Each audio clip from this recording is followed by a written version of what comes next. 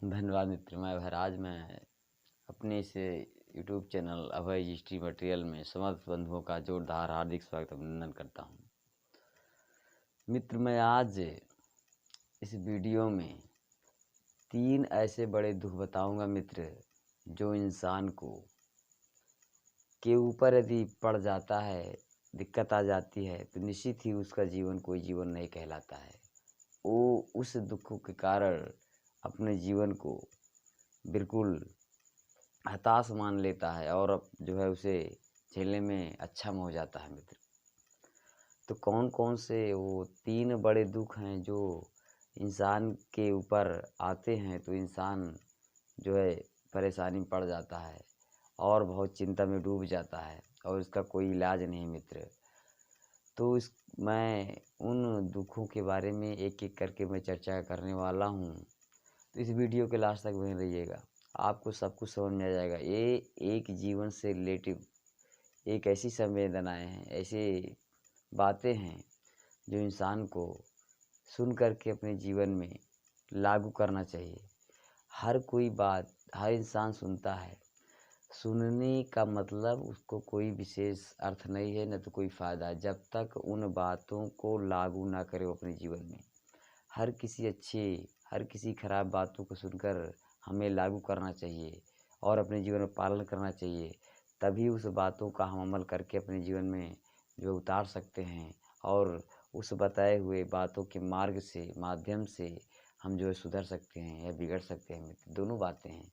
एक अच्छी बात होती है जो हम उसको जो है अपने जीवन में ला करके जो है पालन करके सुधर सकते हैं, और ऐसी-ऐसी भी बातें होती हैं जो सुन कर के, समझ कर के, अपना करके हम बिगड़ भी सकते हैं।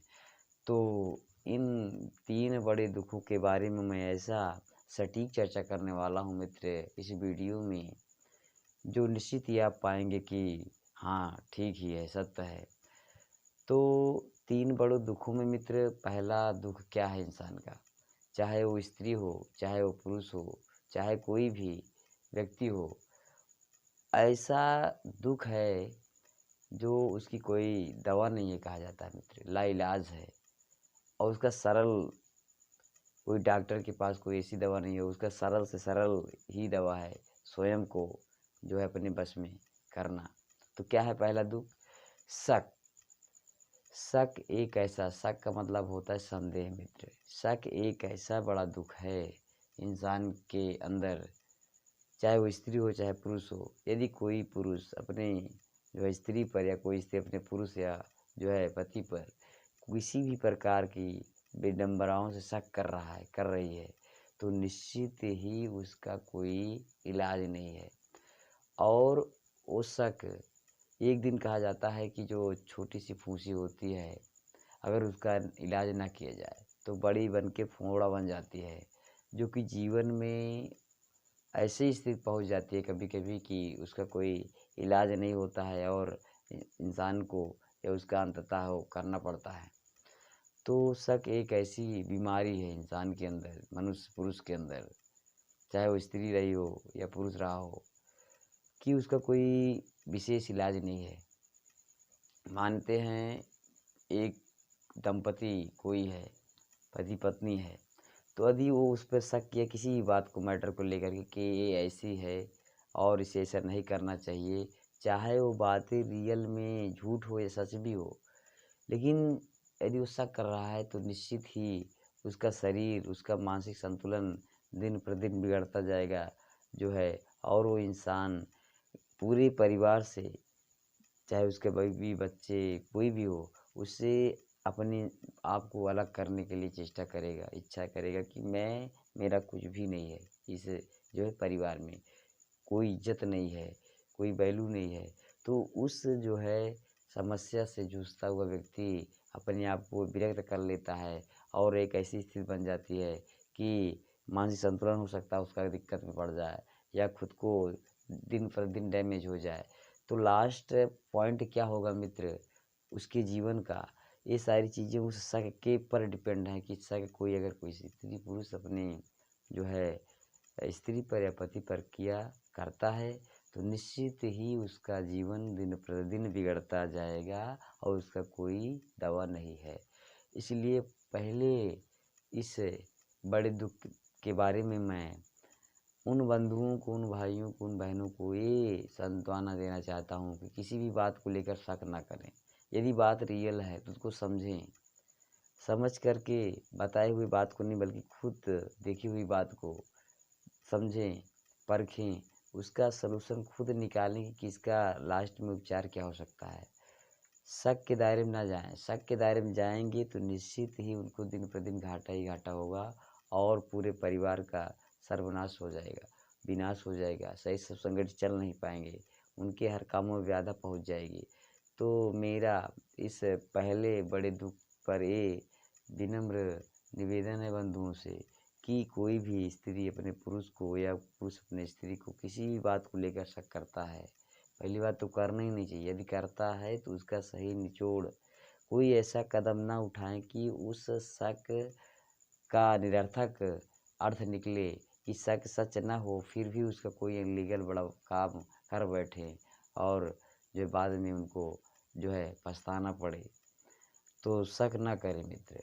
शक के दायरे में कोई आता है तो उसका पहले सॉल्यूशन निकालें, समझें, परखें, असली बात को जानें कि क्या ये सब चीज़ें ठीक हैं, ये बातें करेक्ट हैं, राइट हैं, कि जिसके बारे में मैं इसको शक कर रहा हूँ। यदि वो नहीं है तो बिल्कुल वहीं पर उसको दबा देना चाहिए। यदि सच हैं तो उसको अपने टेंशन चिंता में ना लें, उसका सॉल्यूशन निकालें किस तरह से ये जो है समस्या दूर हो सकती है। तो शक ना करें मित्र। शक करेंगे तो दिन प्रतिदिन उनके शरीर का ही विनाश होगा। पूरे परिवार जो चल रहा है सही सिस्टम से वो चल नहीं पाएगा। बच्चों की पढ़ाई लिखाई और कार्य विशेष पर बाधा उत्पन्न होगी और दिन प्रतिदिन की गरीबी का कारण बनेगा। अंततः और मैट जो है बात ना चरम सीमा पर पहुँच जाए कि लाइफ से भी उनको जो है हाथ धोना पड़े। तो ऐसी जो बंधु, जो भाई अपने जीवन में ऐसे अपने परिवार के साथ कर रहे हैं या करना चाहते हैं या मतलब करेंगे या कर रहे थे, तो ऐसा ना करें। कोई चीज़ें सब सार्थक रूप से बिल्कुल गलत है, निरर्थक है कह सकते हैं।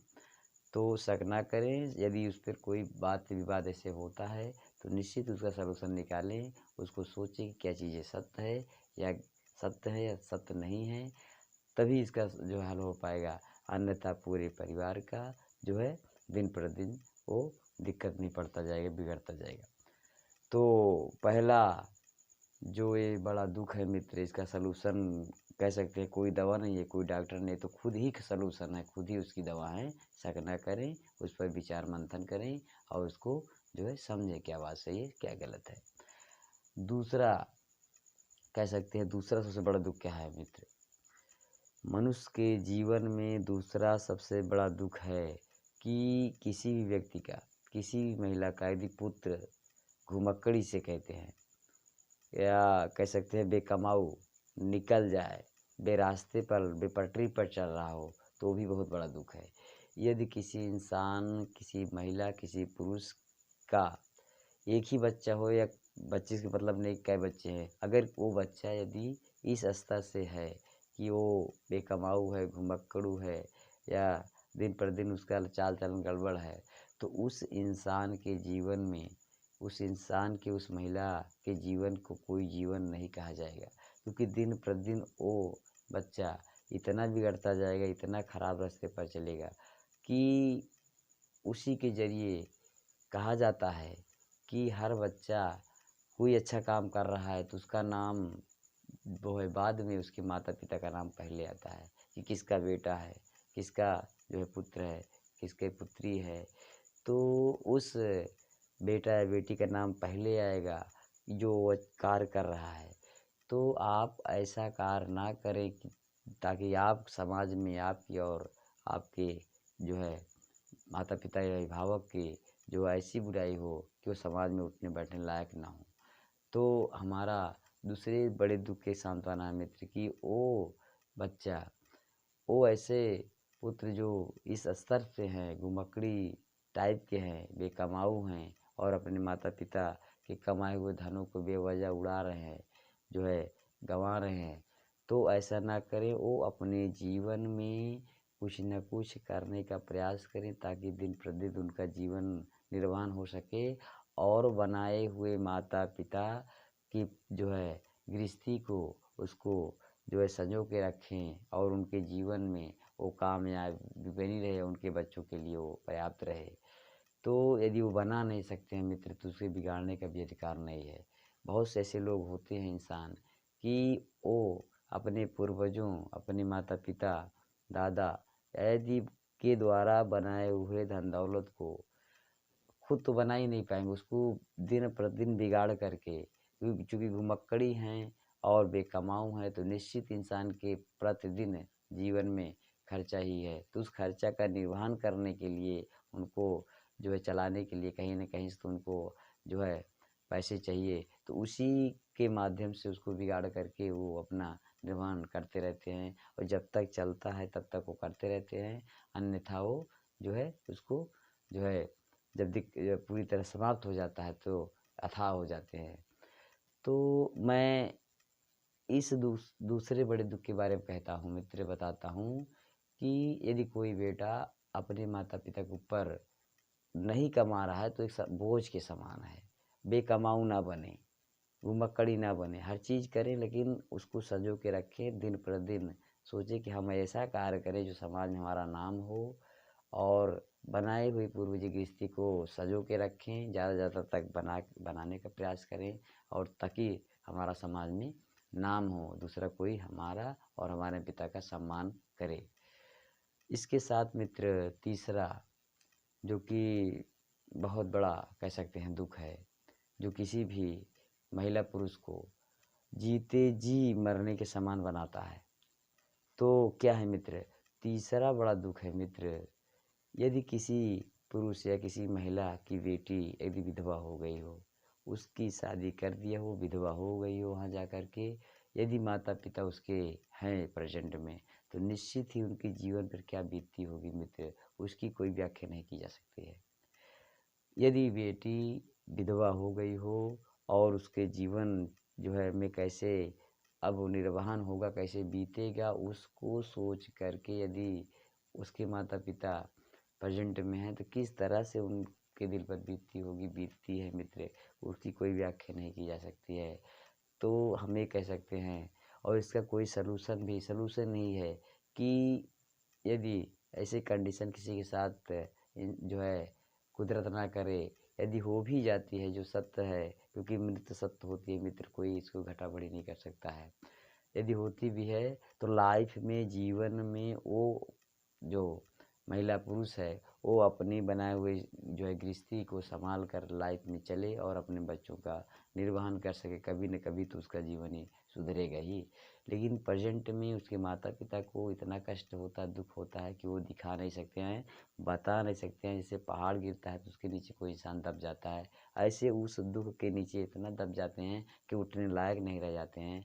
कहते हैं कि चिंता चिंता इतनी बड़ी हो जाती है मित्र कि उसका कोई दवा, कोई सलूशन नहीं है।